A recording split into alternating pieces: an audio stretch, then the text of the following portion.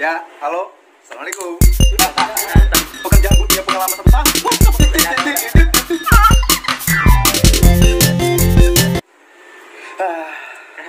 Gimana? Sehat, Ri?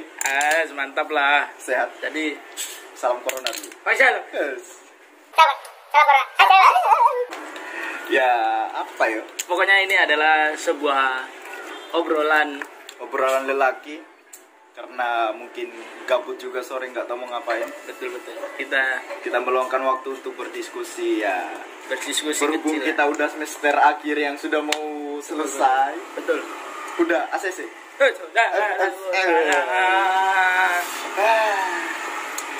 Kita di sini calon-calon pengangguran. Gimana nih? Kamu kalau selesai kan kita sudah mau selesai kuliah. Mau kemana? Yang pastinya saya yang pasti diinginkan oleh banyak orang, pasti ingin melanjutkan ke perkuliahan lagi. Kuliah lagi. Pasti. Tetapi kita melihat dari situasi dan kondisi, kita juga kepingin kerja. Di umur kita yang seperti ini kita pastinya menginginkan kerja. Tapi di sisi lain, saya juga kepingin melanjutkan kuliah saya pastinya. Kalau Anda sendiri bagaimana? Kalau saya paling Berhubung saya kan umur udah kecil, teman-teman saya sudah pada upload foto nikahan, udah pada kerja. Tapi untuk berpikir untuk kuliah lagi ada istilah itu karena menurutku akademi itu tempatnya penting. Aku pernah mendengar ada beberapa tokoh yang bilang, Jangan berhentikan pikiranmu, belajarlah terus. Itu dari siapa ya? walaupun apa ya? Walaupun bisa dibilang kuliah tidak menentukan suksesmu juga. betul, kuliah juga. Soalnya menurut saya itu kuliah cuma kayak nambah teman, nambah teman, relasi. itulah, relasi. Kayak perjalanan yang sudah saya alami ya mengubah pola pikir. Mungkin kalau saya nggak kuliah hari ini, saya tidak ketemu kamu. Betul. Saya tidak kenal kayak perencanaan sebenarnya harus kegiatan ini. Nah. Ada hal-hal yang baru. Itu mungkin nggak akan tahu kalau saya nggak kuliah. Jadi saya itu kuliah itu bukan tidak selalu membatasi saya kuliah harus pintu suksesnya. Enggak, Enggak. itu ibaratnya bagian dari proses. Bagian dari proses sebuah kesuksesan. Emang kuliah itu memang ya seperti itu. Iya, ibaratnya dia menyenangkan di semester 1, 2, 3, penuh dengan kisah. Semester akhir. Aduh.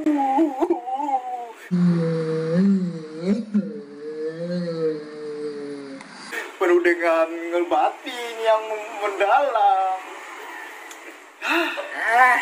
Apalagi sekarang. Musim Narona.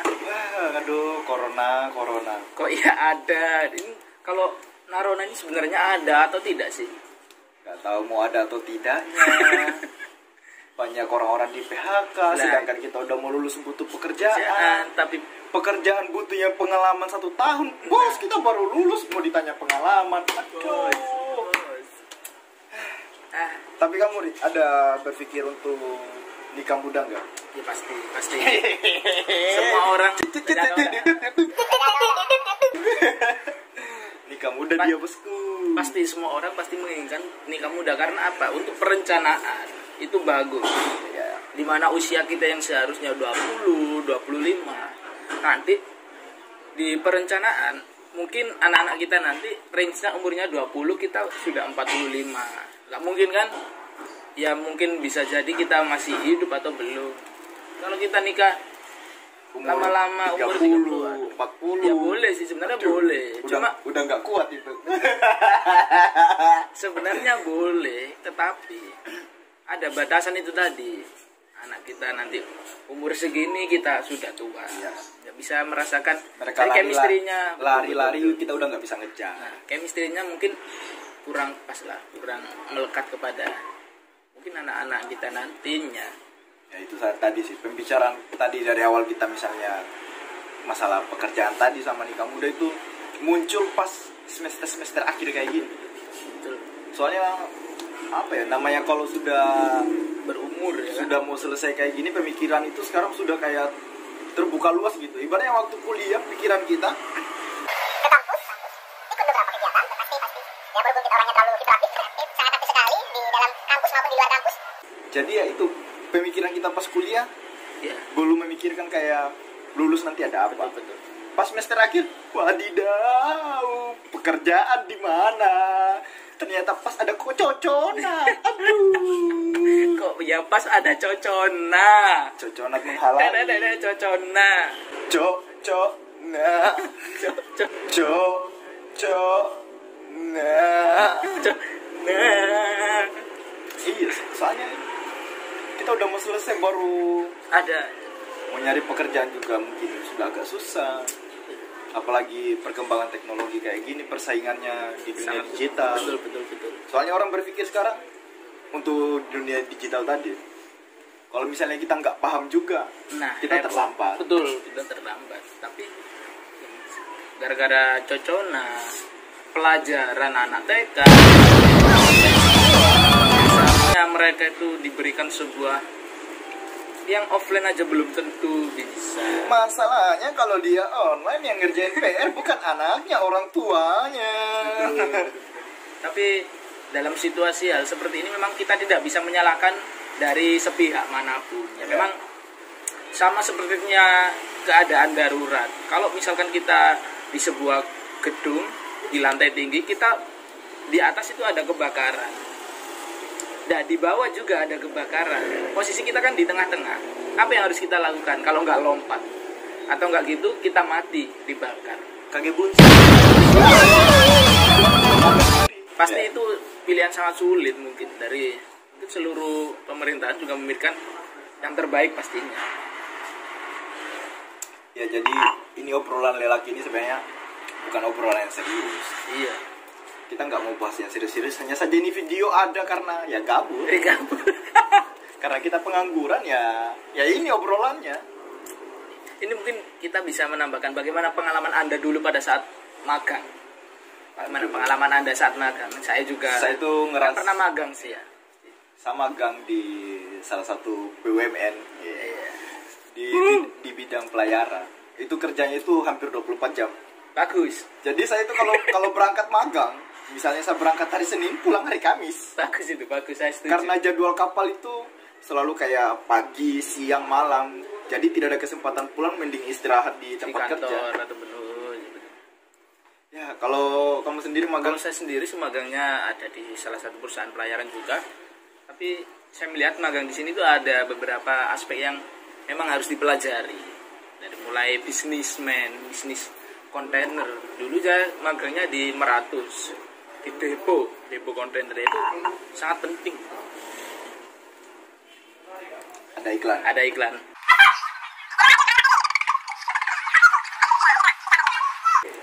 Terus deh. Jadi saya kan dulu juga magangnya di perusahaan pelayaran Meratus. Jadi saya mempelajari banyak hal. Baik. Saya Iklan. Jadi saya dulu juga magang di sebuah perusahaan pelayaran di Meratus, Surabaya, di depo. Jadi saya mempelajari terkait dengan bisnis kontainer seperti apa, penyewaan, lalu pengiriman, bongkar dan muat. Itu banyak lah. Tapi repair banyak. itu kan ibaratnya kita ini kuliah di bidang pelayaran. Kalau misalnya nanti kita setelah lulus, kamu ini ibaratnya kayak nggak ada lagi, ibaratnya nggak bisa masuk lagi di Pelayaran. bidang itu. Nggak masalah. Bagi saya nggak masalah. Karena kalau saya melihat sebuah pekerjaan di mana ada lowongan, di situ ada peluang. Itu. Yang bagi saya di mana ada sebuah peluang, itu yang saya kejar. Jadi kita sebenarnya tidak menentukan untuk kenapa sih kita kok nggak sesuai dengan jurusan, nggak masalah itu. Soalnya banyak sih. Ada beberapa teman bilang, kok kamu kuliah jauh-jauh, kuliahnya misalnya katakanlah pelayaran ya, kamu kuliah pelayaran jauh-jauh kok tiba-tiba balik jadi buruh pabrik. Nah, Menurutku masalah. nggak masalah. Ibaratnya kalau kamu tidak mau jadi dicap jadi pengangguran, jangan terlalu mempersempit pandanganmu. Kalau memang ada lowongan di luar pelayaran itu ya setidaknya coba. Kalau misalnya terlalu monoton, harus pelayaran, yang menurutku itu salah sih. Betul. Atau itu juga tidak merugikan kita, ya kan? Seperti yang saya bilang tadi di awal, kuliah juga itu kuliah bukan kunci suksesku, tapi bagian dari prosesnya. Kalau misalnya saya selesai kerja selesai kuliah bukan di bidang pelayaran, di bidang lain, mungkin itu bagian dari prosesnya. Betul. Karena sukses itu tidak bisa dilihat dari kalian kuliah di mana, kecuali kalian kuliah di UI. Memang luar biasa. Ya itu. Itu mungkin beberapa pandangan orang-orang kalau kuliah di UI kalian pasti sukses. Waduh. Aduh. Sebenarnya sukses itu yang menentukan adalah diri kita sendiri, teman-teman. Sabar saya ngebayangin dulu kuliah di UI ya. Sebenarnya sukses itu yang membuat sukses adalah diri kita sendiri. Sukses ada beberapa macam. Kalau menurut saya sukses itu ada 3. Yang pertama sukses secara moral. Yang kedua sukses secara ekonomi. Yang ketiga sukses secara hukum. Yang sukses secara moral, kita seolah-olah kalau kita sukses secara moral itu memang kepribadian kita itu sudah diakui oleh beberapa orang dengan kepribadian yang baik, moral kita yang baik, etika yang baik. Kalau kita sukses secara ekonomi, kita bisa mencukupi sebuah keluarga maupun anak-anak kita nanti sampai ke perguruan tinggi. Kalau sukses secara hukum, kita pastinya menaati peraturan-peraturan hukum. Jangan kok korupsi. Korupsi lagi. Aduh. Supaya di video ini tidak usah bahas korupsi lah. Iyalah. Nanti bahas korupsi cek di channelnya Ari aja lah. Iya, ini kita kan obrolan sarsan. Ya, sersan tadi itu kan serius tapi santai ya. Itu di channelnya. Jadi nanti ini rencana kita ke depannya membawa satu lagi teman kita ya. Iya. Kita sebagai hostnya, nanti teman ya sebelum ini kan awal kita membuka channel. Jadi ya mungkin kita lihat juga ternyata ada jenis YouTube yang bisa untuk mempersatukan obrolan seperti ini. Betul. Pokoknya kita, walaupun nanti editannya biasa aja. Iya, biasa setidaknya obrolannya berisi. Betul. Yeah. Jika kalian melihat dari bisa. jika kalian melihat dari segi fisik tanpa melihat dari segi hati. Iklan. Ya berhubung di kosan ini banyak orang ya, terlalu banyak iklan. Ini bakal banyak yang tidak dipotong-potong karena malas ngedit. Jika kalian melihat dari segi fisik, lantas buat apa Tuhan menciptakan hati? Bahas fisik. Ya kan fisik itu bisa videonya lah, edit. Ini kamu nanti cari. Ini kita tinggalkan topik yang tadi. Ya, pokoknya topik kita nggak jelas lah. Pokoknya obrolan. Jadi kita ini obrolan santai. Ini saya host kedua, ini host 1 Asman. Jadi ada lagi nih di belakang kita nanti. Jadi menurutmu kamu kalau misalnya nyari perempuan seperti apa dia? Kalau kita membahas perempuan, sebenarnya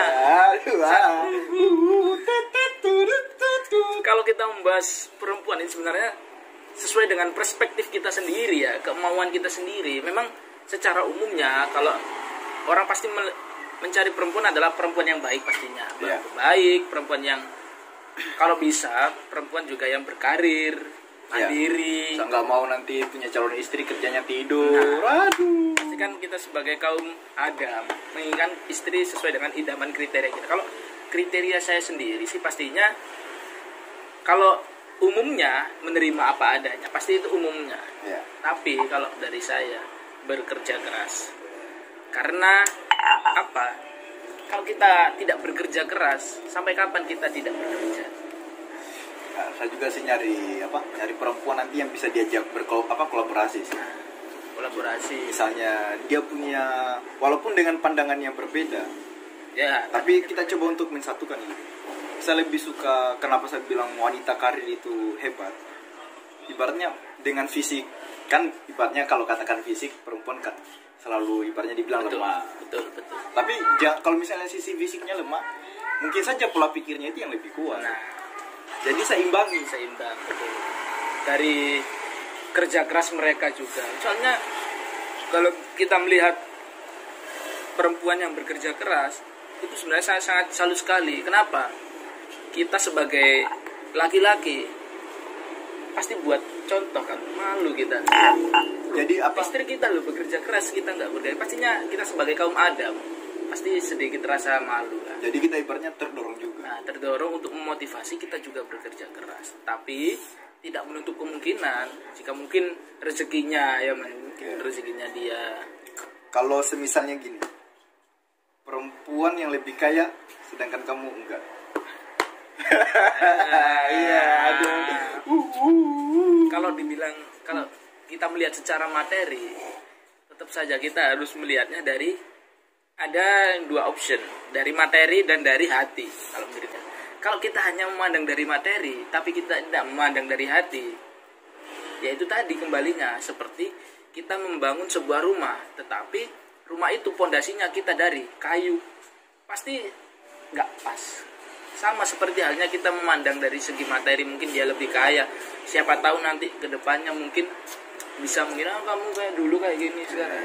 Nanti pasti ada beberapa faktor, tapi tidak hanya seperti ini. Mungkin ya mungkin ceweknya itu lebih pengertian, kalau mungkin lebih materinya mungkin bisa menerima apa adanya, yaitu salah satu bentuk respect sih kalau menurut saya. Nggak masalah kalau seperti itu. Saya juga sih kalau misalnya ada yang nanya, Asman, istrimu kok kaya sukses gini, kamu kok pekerjaannya seperti ini? Menurut saya tidak masalah. Tidak masalah sih. Yang lebih bisa paling utamakan itu prosesnya mendapatkan dia. Nah, maka dari itu ada dua faktor. Selain materi, hati juga. Tadi memang sangat penting sih hati itu. Kalau misalkan meskipun kita udah kaya raya tapi masa diperbudak sama uang. nah, aduh, kita gak kenapa? Toh gini loh, kalau saya mikir juga uang itu bisa saya cari, tapi urusan hati bagaimana bisa kita mencari, Bung? Berat itu hati. Berat, Bung. Jadi kalau misalkan dia apa tajir dan sebagainya lah, bisa kita cari. Itu seperti kata teman saya sih. Dia bilang di setiap proses, misalnya kita bertambahnya usia, kebiasaan misalnya di umur 19 tahun, pas kita jadi 20 tahun itu ada kebiasaan yang kita tinggalkan. Pasti. Ya, saya rasakan itu seperti halnya memilih pasangan. Jadi pas mungkin di umur 19 itu nyarinya cantik gini-gini segala ya, macam. pasti. Pas lama kelamaan Relatif lah. prosesnya, menurutku cantik itu ya tidak jelek-jelek amat juga kan. Tapi setidaknya dia punya pola pikir yang bagus. Nah, terus di umur-umur lain nanti beda lagi karena memang jadi setiap proses perpindahan usia itu ada kebiasaan yang kita tinggalkan.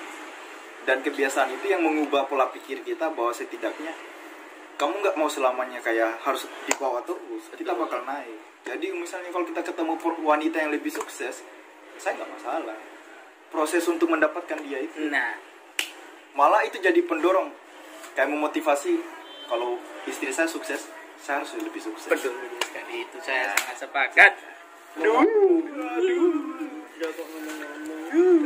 Gak apa-apa itu halal.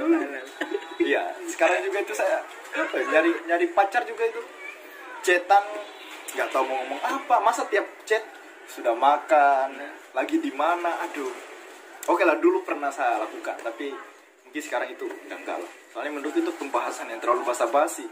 Orang tuanya saja jarang nanyain dia udah makan, saya siapa, yang baru kenal sudah mau nanya-nanya udah makan. Tapi nggak apa-apa sih itu ya. Iya, 1 kali 2 kali nggak masalah. Jadi saya itu lebih sekarang, makanya jarang chatan atau teleponan. Betul. Kurang topik pembicaraan. Betul. Dan terlalu bukan, walaupun muka kayak gini bukan memilih-milih ya, bukan memilih-milih pasangan. Hanya saja saya tidak nyari satu frekuensi, tapi setidaknya itu perempuan bisa menerima gitu. Tidak usah misalnya dia anaknya pejabat, apa yang datang bos kita sikat. Boom. Wajah. Udah berapa menit? Aduh. Kelihatan nggak menit nyari? Nggak kelihatan. Udah kelihatan. Atau belum kerekam? Kayaknya belum kerekam. Oh, udah. Iya. Jadi seperti itu teman-teman. Mungkin video ini juga mungkin bisa kita lihat tadi kan kita sudah mau selesai. Mungkin nanti kalau saya tidak dapat pekerjaan di Surabaya ya tetap keliling-keliling nyari pekerjaan lah. Saya sih sebenarnya kepingin ke luar negeri, ke Malaysia, ke Singapura, ke Korea. Oh, pantas rambutnya sudah agak. Oh, aja. Cancimen. Karena kalau kita sudah pergi ke luar negeri, pasti pengalaman kita itu pasti banyak. Iya. Pasti. Kenapa saya pasti percaya? Kenapa? Karena ilmu yang kita dapat, ibarat kita itu belajar di rumah dan kita belajar di rumah orang ataupun di mana, itu pasti berbeda. Jangankan luar negeri, saya saja saya kan dari Wakatobi. Dari Gak ada yang tanya. Tanya nggak, Pak? Kita ada teman lagi di samping, tapi dia nggak mau masuk fan. Jadi di setiap perpindahan itu mengubah pola pikir. Betul, saya sebenarnya kepingin sekali. Makanya pas saya bilang ketemu Ari dan teman-teman saya lain di sini, itu menambah mengubah pola pikir saya. Ibaratnya kehidupan saya dulu mungkin terlalu happy dengan keadaan-keadaannya buruk lah, ya tiba-tiba. pas tiba di sini tuh mengurangi, tidak berubah 100% tapi mengurangi. Betul. Kenapa saya senang bertahan di Surabaya juga itu alasannya karena lingkungan saya, teman-teman saya yang membuat pola pikir saya itu berubah. Karena memang Makanya tuh saya tuh pengen ya maksa nyari kerja di sini. Iya. Jadi Enak. jadi penganggur korupsi. ya korupsi kepada Karena yang kalian itu terhormat. kita para penganggur ini pusing nyari kerja. Iya. Kepada yang terhormat seluruh bapak dan ibu koruptor di Indonesia. Mohonlah berhenti. Berhentilah korupsi. Aduh, kita pusing nyari kerja. Banyak lulusan dari mahasiswa itu yang masih belum mendapatkan pekerjaan. Kita dibilang kita mendapatkan sebuah rezeki ataupun pekerjaan, ataupun kita belum berdoa. Sudah, bos. Doa udah tiap malam. Mas. Ya udahlah. Semakin banyak bapak-bapak dan ibu-ibu yang terhormat melakukan tindakan korupsi, semakin rugi Indonesia. UMR tiap-tiap Terhormat kepada bapak-bapak dan ibu-ibu koruptor di Indonesia. Sekali lagi, mohonlah stop please. ya. Berat sekali. Bahas apa lagi nih, Rik? Mungkin bahas terkait dengan koruptor.